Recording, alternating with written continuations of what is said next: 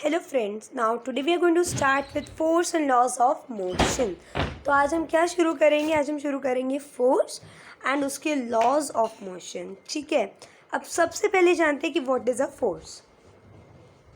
हम पुश या पुल को फोर्स कहते हैं। पुल या पुश का क्या मतलब है? देखो, पुल का मतलब होता है किसी चीज़ को अपनी तरफ खींचना।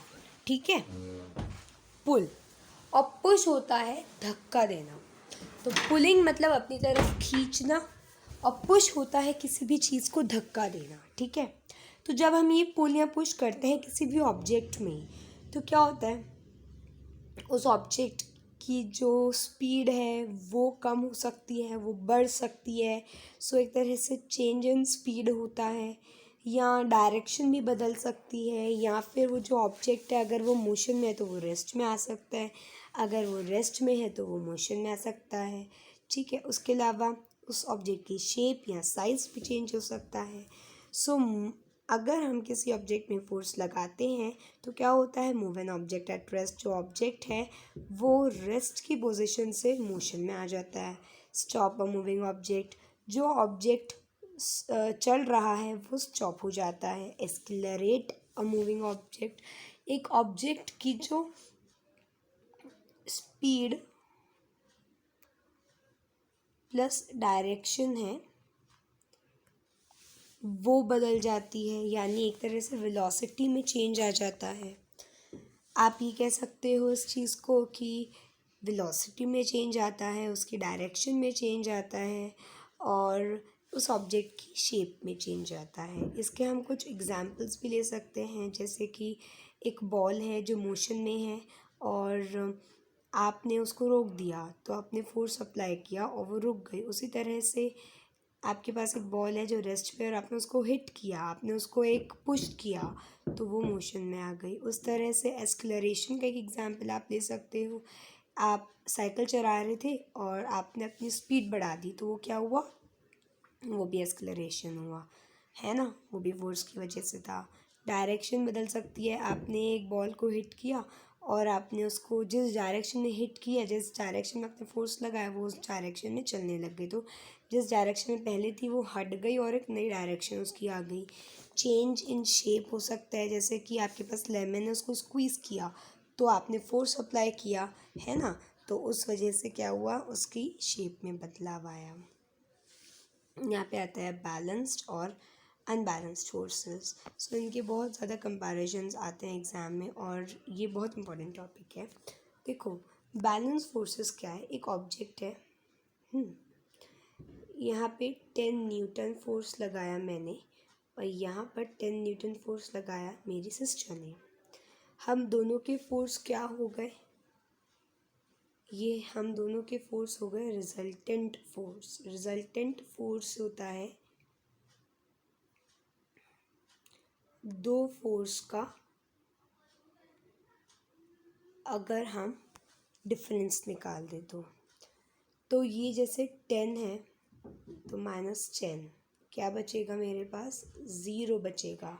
दैट मीन्स जो फोर्स था वो बैलेंस्ड था। उस तरह से अगर यहाँ पे फोर्स लग रहा है 10 न्यूटन का और यहाँ लग रहा है 100 न्यूटन फोर्स, तो 100 माइनस 10 करो तो ये क्या हो गया, 90 न्यूटन फोर्स हो गया। इतना 90 न्यूटन फोर्स ज़्यादा है इस तरफ, ठीक है, ये फोर्स ज़्यादा है। अब एक और इम्पॉर्टेंट चीज़ है जहाँ पे हम सबको बहुत कन्फ्यूजन होता है, वो ये है कि resultant force is a difference only, यानी माइनस होता है। मैंने आपको यही बताया था, माइनस ही होता है, बट इसके पीछे एक रीज़न है, एक लॉजिक है। जो भी फोर्स हम राइट डायरेक्शन में लगाते हैं, जो भी फोर्स हम राइट डायरेक्शन में लगाते हैं वो पॉजिटिव होता है और जो हम लेफ़्ट डायरेक्शन में लगाते हैं वो नेगेटिव होता है। अगर राइट डायरेक्शन का फोर्स 100 है और नेगेटिव डायरेक्शन का फोर्स 10 न्यूटन है, तो आप क्या करोगे, 100 पॉजिटिव वाला, माइनस का साइन यहाँ लगेगा, -10, और आ गया आपके पास आंसर 90 न्यूटन। अब ये जो 90 न्यूटन है ये पॉजिटिव है, तो जो पॉजिटिव होता है उसके साथ ही आपका उस तरफ फोर्स अप्लाई होता है। तो यहाँ पे जो फोर्स अप्लाई हुआ वो किस तरफ हुआ, उस तरफ हुआ जहाँ पर क्या था 100 न्यूटन फोर्स था। अब बैलेंस फोर्सेस होते हैं equal and opposite forces acting on an object accord balance force. कोई भी फोर्स जो किसी ऑब्जेक्ट पे लग रहा है जो कि बैलेंस्ड है, यानी इक्वल एंड अपोजिट फोर्स जो कि बिल्कुल बैलेंस्ड होता है, जिसका रिजल्टेंट फोर्स 0 होता है, उन्हें हम कहते हैं balanced force. So balance force do not change the state of an object. कोई भी ऑब्जेक्ट है उसकी स्टेट ऑफ मोशन में कोई भी चेंज नहीं आता है बैलेंस्ड फोर्स जब लगता है, क्योंकि बैलेंस्ड फोर्स कोई चेंज नहीं लाता है, अनबैलेंस्ड फोर्स चेंज लाता है। Unequal forces acting on an object are called unbalanced force. तो अनइक्वल फोर्सेस जो किसी ऑब्जेक्ट पे एक्ट करते हैं वो क्या कहलाते हैं, अनबैलेंस्ड फोर्सेस कहलाते हैं। अब जो अनबैलेंस्ड फोर्सेस होते हैं ये क्या करते हैं, चेंज करते हैं किसी ऑब्जेक्ट के स्टेट ऑफ मोशन को। अब यहाँ पे है first law of motion. First law of motion क्या है, फर्स्ट लॉ ऑफ मोशन को हम इनर्शिया भी कहते हैं, लॉ ऑफ इनर्शिया। सो इसमें क्या है, every object continue in its state of rest और state of uniform motion unless an unbalanced external force acts on it.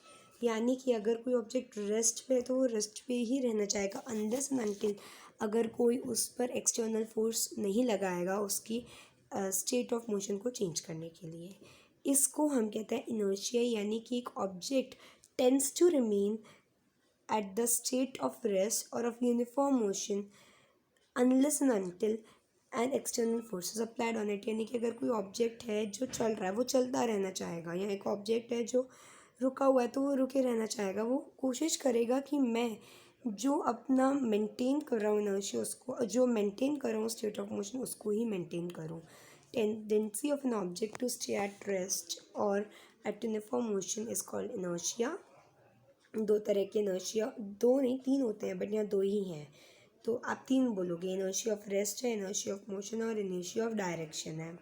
Inertia of rest क्या है, so tendency of an object at rest to stay in state of rest is called inertia of rest. यानी कोई object rest पे रहना चाहता है तो वो इनर्शिया ऑफ रेस्ट है। जैसे कि आप जब एक बस में चलते हो तो जब आप रेस्ट पर होते हो, बस चलने वाली होती है, आप कहाँ आगे की तरफ गिर सकते हो, पीछे की तरफ गिरते हो। क्यों, क्योंकि आप तो रेस्ट पे रहना चाहते थे लेकिन बस मोशन में आ गई तो आपने उसको अपोज किया। So passengers standing in a stationary bus falls backward when the bus suddenly starts moving. This is due to the inertia of rest. Inertia of motion इसका opposite है।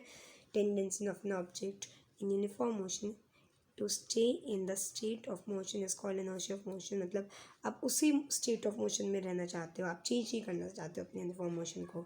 जैसे पैसेंजर्स हैं जो कि चल रहे हैं, पैसेंजर्स एक बस में जो चल रहे हैं, अब जैसी बस रुकेगी तो वो कहाँ फॉल करेंगे, आगे या पीछे, आगे फॉल करेंगे क्योंकि वो मोशन के इनर्शिया में थे, इनर्शिया ऑफ मोशन में थे, अचानक से बस रुक गई।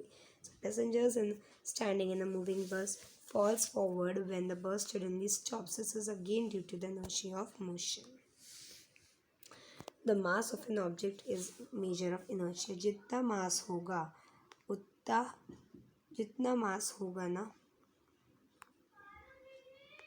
उतना ही कम इनर्शिया होगा।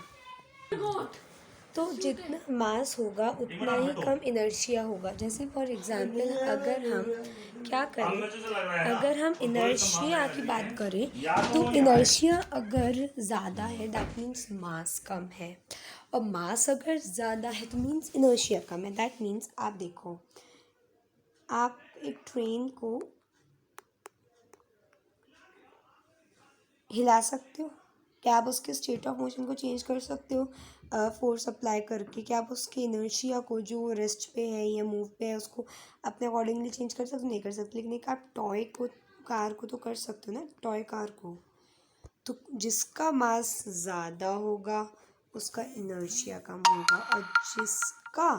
और जिसका मास ज़्यादा होगा उसका इनर्शिया ज़्यादा होगा। मैंने अभी बिल्कुल उल्टा बोल दिया था। हाँ, जिसका मास ज़्यादा होगा उसका इनर्शिया भी ज़्यादा होगा, जिसका मास कम होगा उसका इनर्शिया भी कम होगा। सॉरी, मैंने अभी बिल्कुल ही उल्टी बात बोल दी थी। मैं एक्चुअली बोलना चाहती थी जिस ऑब्जेक्ट का मास ज़्यादा होगा उस पर ज़्यादा फोर्स लगाना पड़ेगा, है ना। सेकेंड लॉ ऑफ मोशन क्या है, देखो, the rate of change of momentum of an object is directly proportional to the unbalanced force acting on it. जो rate of change of momentum है ऑफ एन ऑब्जेक्ट, किसी object पर, is directly proportional to the unbalanced force acting on it. मतलब क्या है इसका, देखो, जो rate of change of momentum है, मोमेंटम होता है m इंटू वी। एम मतलब मास इंटू वी मतलब वेलोसिटी, तो मास और वेलोसिटी का प्रोडक्ट होता है मोमेंटम। तो अगर rate of change of momentum मतलब m v अपॉन टी ये ज़्यादा है तो फिर फोर्स भी ज़्यादा लगेगा, और ये कम है तो फोर्स भी कम लगेगा। अब इसको हम देखते हैं। देखो, पहले आप इसको एनालाइज करो। जैसे कि बहुत एक सिंपल सी बात है, अगर हम मास और वेलोसिटी को ज़्यादा करते हैं, किसी ऑब्जेक्ट का मास भी ज़्यादा है, वेलोसिटी भी ज़्यादा है, दैट मीन्स व्हाट, उसमें जो फोर्स लग रहा है वो भी क्या है, ज़्यादा लग रहा है ना। उसी तरह से अगर हम इसको अपॉन टी कर दें, अपॉन टी का मतलब हो गया,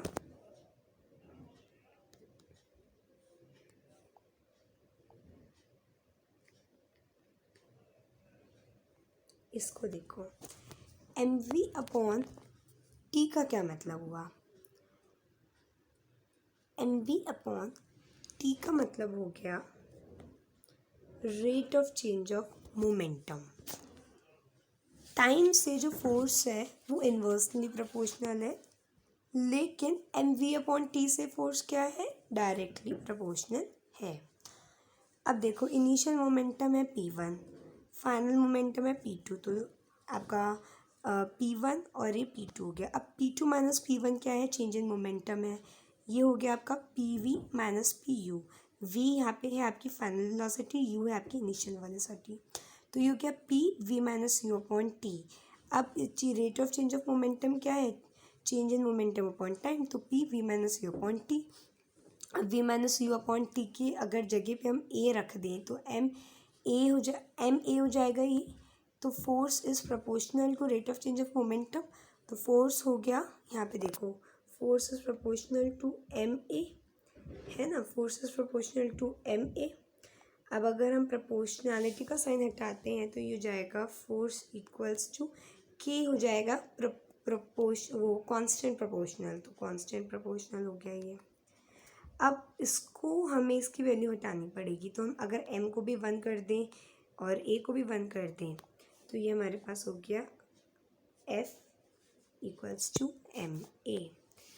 define unit of force, so 1 unit is that force which produces an acceleration of 1 meter per second square in an object of mass 1 kg। ठीक है। अब थर्ड लॉ ऑफ मोशन क्या है, for every action there is an equal and opposite reaction. जैसे ये आपको दिख रहा है, एक्शन ये है और इसके अपोजिट में ये रिएक्शन है, इसने नेगेटिव साइन लगा है, ठीक है। अब इस पे ही बेस्ड है law of conservation.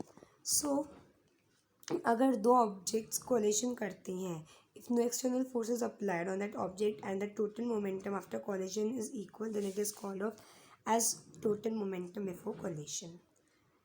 or if no external force is acting on a system, the total momentum of the system remains a constant। अगर कोई external force नहीं लगता है किसी ऑब्जेक्ट पे तो जो total momentum रहता है उस ऑब्जेक्ट का, मतलब mv equals to minus mv, तो वो constant रहता है।